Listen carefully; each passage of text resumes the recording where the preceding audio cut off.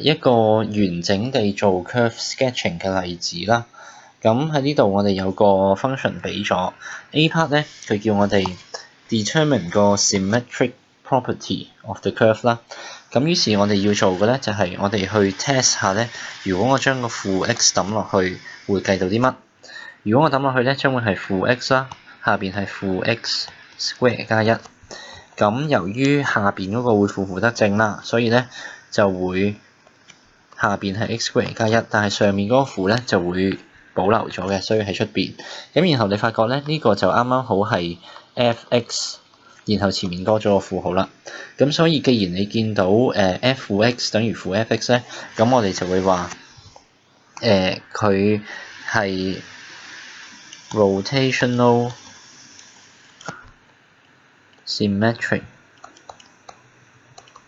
about origin 啦。B part 咧揾 x y intercept 啦，咁於是我哋就會 put x 同埋 y 各自等於0啦。如果我哋 put x 等於0嘅話咧，咁我知道y 個 intercept 咧將會係0嘅。咁既然你都計到 y intercept 係0嘅時候咧，咁順手你可以計埋另外一邊啦。put y 等於0咧，你就會有0等於 x over x square 加1啦。咁你乘咗過去咧，你會發覺你都只會計翻 x 等於0嘅啫，亦都冇其他答案嘅。咁於是咧，我哋就會知道 x intercept 其實都係得一個，咁即係都係0啦。咁揾到呢兩個 intercept 之後咧， C part 就叫你揾 turning points and points of inflection。咁於是要揾呢兩樣嘢咧，我哋就要 D 個 function，D 一次同 D 兩次。咁我哋即管做咗佢啦。D 一次咧就係要用 quotient rule 啦。v du 減udv。咁於是減之後咧就係1減 x square over x square 加1 square。咁你都可以 factorize 咗佢啦，就係負 x 加1 x 減1 x square 加1 square。然後 second derivative 依然都係 quotient rule 啦。咁我就用呢個樣嚟到做 differentiation。咁分母係4次方啦。v du 減 u dv。dv 係2x square 加1跟住 2x。咁做一啲 simplification 啦 ，x square 加1可以約啦。咁於是約咗之後咧，將會係負 2x 3次方減 2x， 跟住減 4x 加 4x 3次方 x square 加1 3次方，咁即係2x 3次方減 6x x square 加1 3次方。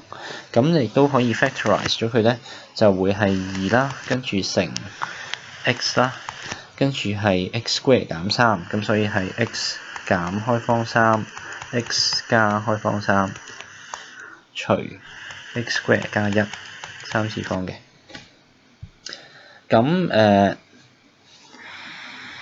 既然我哋都揾到呢兩個 derivative 啦，我哋就可以寫個表咧，去判斷下佢哋每一個區域入邊嘅正負號。咁要畫呢個表咧，首先我哋將一啲 special values 定咗出嚟先。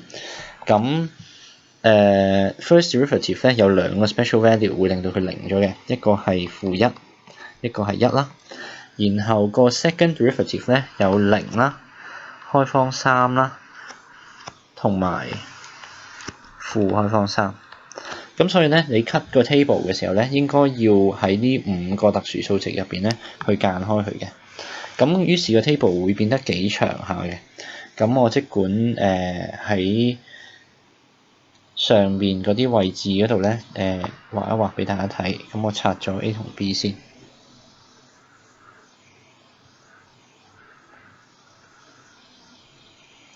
然後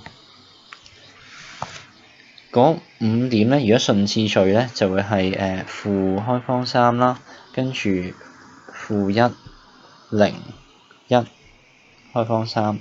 咁於是中間咧會有啲區域啦，負開方3至到負1、負1至0、0至1、1至開方3、開方3至 positive infinity。最左邊應該都仲有一個 negative infinity。咁呢個就係 x 嘅取值範圍。咁然後喺f(x) 啦 ，first derivative 啦，同埋 second derivative 咧，各自都有一行。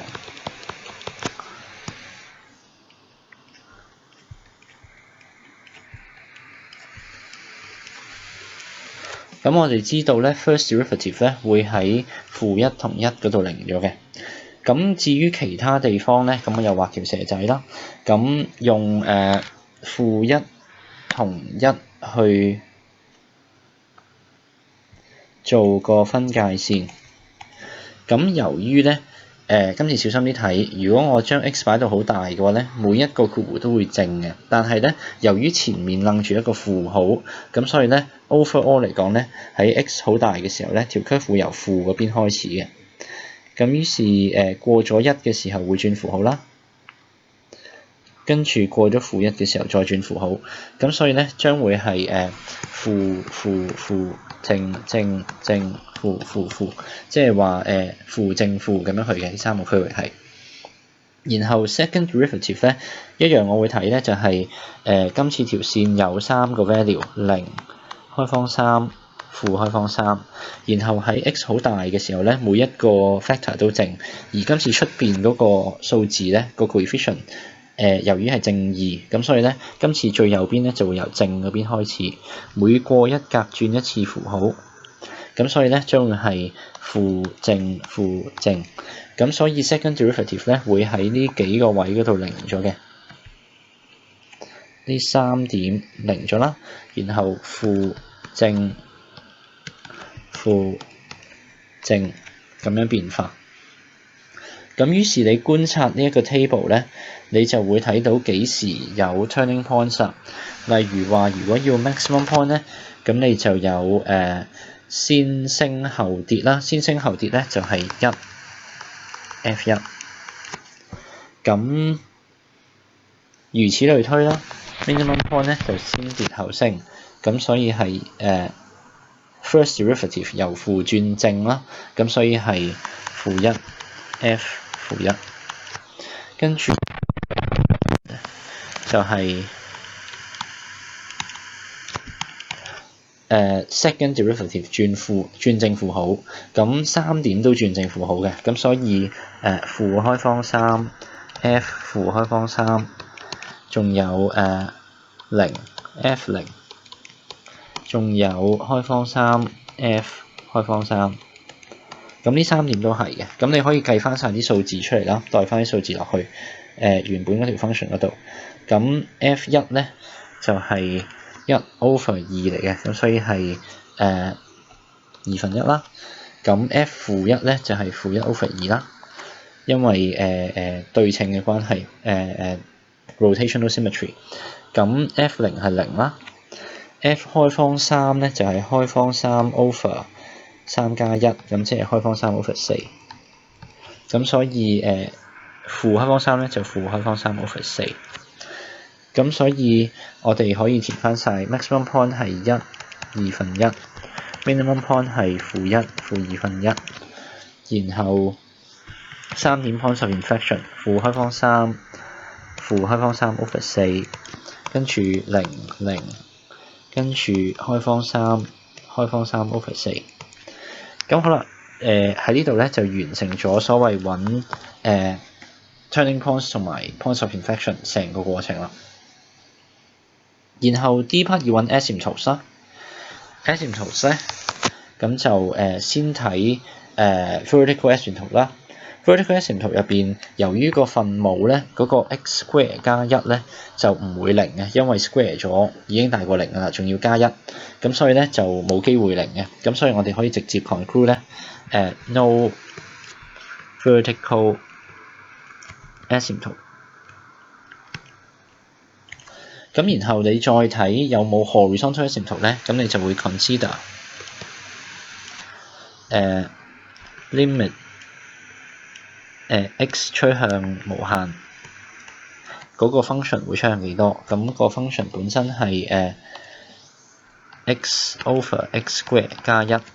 咁呢嚿嘢好明顯咧，由於分子細過分母啦個次方上，咁所以分母會贏晒啦，咁所以基本上會零咗嘅，1 over 太多啦。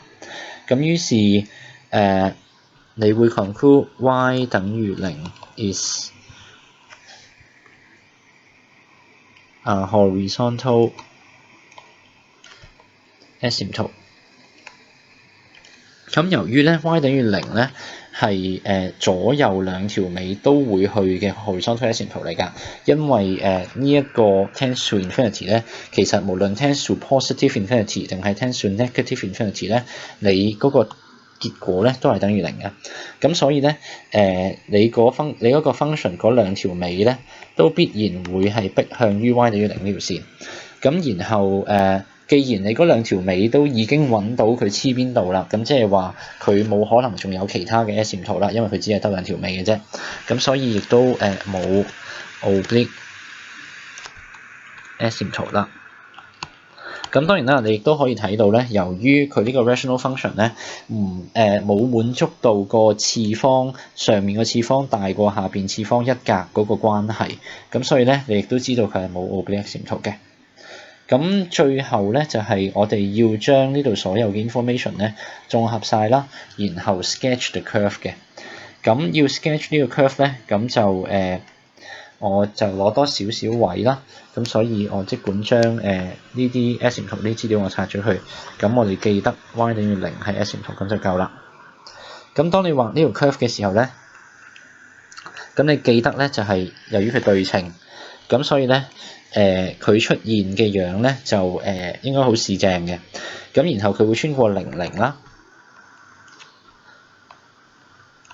然後佢會喺1/2嘅時候咧 maximum point 啦。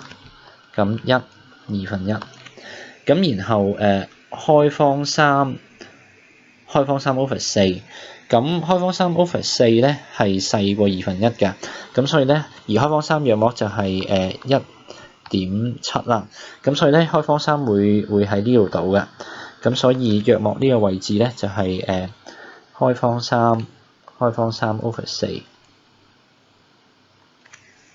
咁然後你可以篤埋其他啦，-1、-1/2啦，咁呢一點咧啱啱好就係 rotational symmetric 嗰個位嚟嘅。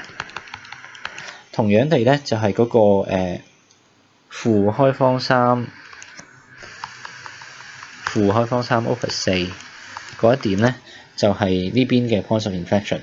所以如果你將啲 curve 連埋佢咧1/2咧就 maximum point 嚟嘅，然後-1、-2咧 minimum point， 咁然後中間咧會穿過0,0啦，咁所以咧約莫條 curve 咧會係中間有咁嘅趨勢啦，然後隔離嗰兩個交叉咧就係 points of inflection 嚟嘅，然後最尾咧由於佢要逼去 y 等於0，咁所以咧條 curve 咧就將會大概有咁嘅樣。咁通常為咗顯示呢啲資料咧，咁 maximum point、minimum point 通常都比較容易睇啦。咁通常我哋會加翻條虛線喺啲 points of inflection 嗰度，咁就話俾人知咧，喺呢一點咧佢就改變咗個凹凸嘅狀態。咁都應該睇得出嘅，例如話喺第一節啦，然後用橙黃色呢支筆咧，呢兩節咧都係同一個 concavity 嘅，大家都係向下開嘅。咁然後如果用淺藍色筆嘅呢兩節咧，